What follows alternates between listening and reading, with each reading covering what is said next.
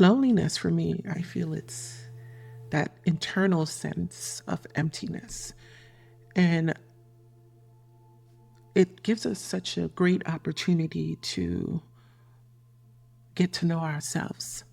That internal sense of emptiness that loneliness brings, it's almost like this journey it presents a journey of us going from aloneness to oneness.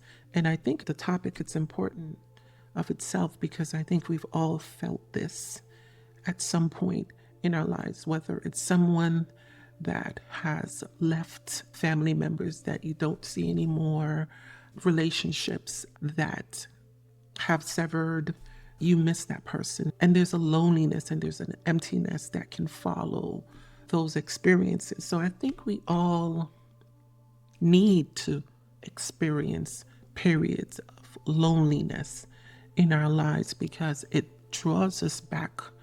It's actually that call to come back to ourselves and look within ourselves and go from a space of aloneness to oneness. Loneliness really, I think, arises when we have forgotten ourselves. Something feels missing. In the space of feeling loneliness, one might suggest it's not the best time to be alone when you feel lonely, but that is actually a significant sign that we do need to be with ourselves. And that's where solitude comes in. And solitude is something that we choose, something that we do for ourselves. Solitude is a process of restoration. We are able, in that alone time, to restore ourselves, connect with ourselves fully. Solitude does not mean that we are broken. And like I mentioned in part one, that when I was younger, I got the sense that if you're always by yourself, society looks at you as if something is wrong with you. And I've always carried that idea. And it's always shied me away from embracing myself and embracing the time alone with myself. You're not broken if you choose your solitude. And I guess the message here would be going from being lonely to your oneness, going from a sense of being incomplete to completeness. And I mentioned how when we experience a period of loneliness, that we actually have a chance to awaken more to who we are. I'm sure because I have experienced this when something changes in our lives, we feel so closely tied to it. We identify with it that when it's gone or removed from our lives, there's a sense of emptiness that we feel, a sense of loss. And during those times, we go through periods of loneliness. But my encouragement would just to use that opportunity, use those times when you start feeling lonely to actually restore yourself, come back home to yourself. I'm not saying isolation. Isolation is something completely different from solitude. You isolate because you feel misunderstood. And that's what I did when I was younger. I isolated because I felt misunderstood. But later, as I embraced solitude and embraced myself, really what that did for me is help me to appreciate my uniqueness. I think quiet moments give us clarity. It helps us to reconnect with our authentic self. It's those small moments like making tea, taking a shower. You're able to reflect with yourself without the company. For anyone to be complete in their own company, for me, that is pure joy. Being alone isn't bad. And this is not a promotion for being with yourself. Connection is something that we all need. You might not realize how solitary our paths are. Really, no one can walk your journey for you. So I believe that when we go through moments of loneliness, when we feel like something is missing, when we don't feel complete, it's really a call for us to embrace ourselves, come back home to ourselves, and embrace what is here.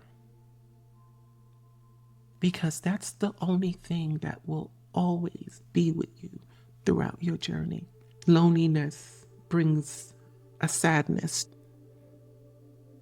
Loneliness brings this feeling of hopelessness with it. So I don't think it's something that we can thrive in, we can grow in. But I do think that it is a signal, a call for us to come back home to ourselves. Whatever is missing, whatever emptiness is there, it's a call for us to explore more about ourselves, because you are enough. You are enough. It could be after heartbreak, it could be after rejection, it could be after loss. Solitude can become spaces where we rediscover ourselves and where we heal. Most of the time, healing takes place in a place of solitude. We find strength and we learn to trust our own resilience and capacity to heal. And like I said, the journey, no one can walk it for you. No one can walk it for you. So I wanted to come back and just give you a little reminder, and just to wrap this up, just to say that there's so much wisdom that comes with embracing your solitude, and so much wisdom that comes with being with yourself, becoming more aware of your thoughts and your emotions. That helps us to understand ourselves better. It's really a practice of mindfulness, and that brings more peace. The practice of observing without becoming so attached, and that brings clarity. Solitude, I don't think it's a mistake.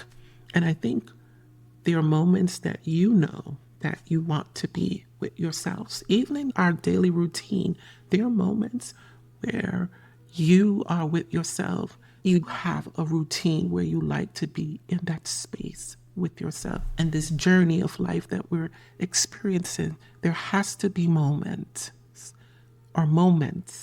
where we are alone with ourselves. And it's a space of healing and restoration for us.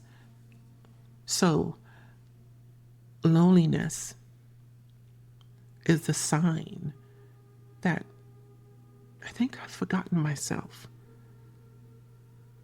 I think I've forgotten about me.